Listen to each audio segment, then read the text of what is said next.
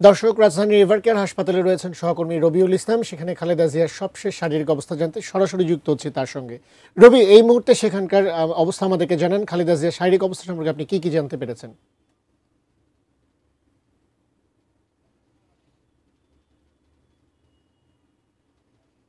পর্যন্ত খালেদা জিয়ার শারীরিক অবস্থা সেই আগের মতোই আছেন, স্থিতিশীল অবস্থায় আছেন এবং উনি সিসিইউতে নিবিড় পরিচর্যার মধ্যে ওনাকে রাখা হয়েছে এবং ডাক্তাররা ওনাকে এখনো পর্যন্ত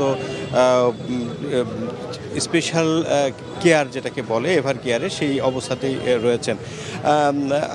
আর নতুন করে আসলে ওই রকম কোনো খবর সন্ধ্যার পর থেকে বিএনপির পক্ষ থেকে দেয়া হয়নি এবং আরেকটা বিষয় জানিয়ে রাখি, সেটা হচ্ছে গিয়ে ইতিমধ্যে সরকারের একটি ঘোষণার কথা আমরা জানতে পেরেছি যে যদিও এটা সরকারিভাবে এখন পর্যন্ত সেটি প্রচার করা হয়নি সরকারের পক্ষ থেকে এখন পর্যন্ত ব্রিফের মাধ্যমে বা কোনো রকমের কোনো, তবে একটা গুঞ্জন শোনা যাচ্ছে যে সেটা হচ্ছে গিয়ে তিনবারের প্রধানমন্ত্রী এবং বিএনপি চেয়ারপারসন বেগম খালেদা জিয়াকে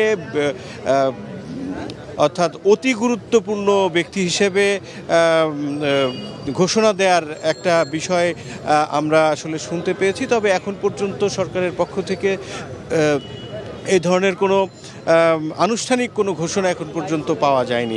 আর এছাড়া এখানে আমরা যেটা দেখতে পাচ্ছি যে বিএনপির নেতাকর্মীরা কিন্তু এই যে এখন প্রায় মধ্যরাত হতে চললো, সেই সময়টা কিন্তু এখন অনেক মানুষের সমাগম এখানে আছেন এবং বিভিন্ন দূর দূরান্ত থেকে, বিশেষ করে ঢাকার বাইরে থেকেও কিন্তু বিএনপি নেতাকর্মীরা এখানে ভিড় করছেন যে তাদের প্রিয় নেত্রীর অবস্থা জানার জন্য এবং তাদের যে প্রিয় নেত্রী হয়তো আবার সুস্থ হয়ে রাজনৈতিক যেই ময়দান আছে সেখানে তাদের বিএনপির নেতৃত্ব দিবেন।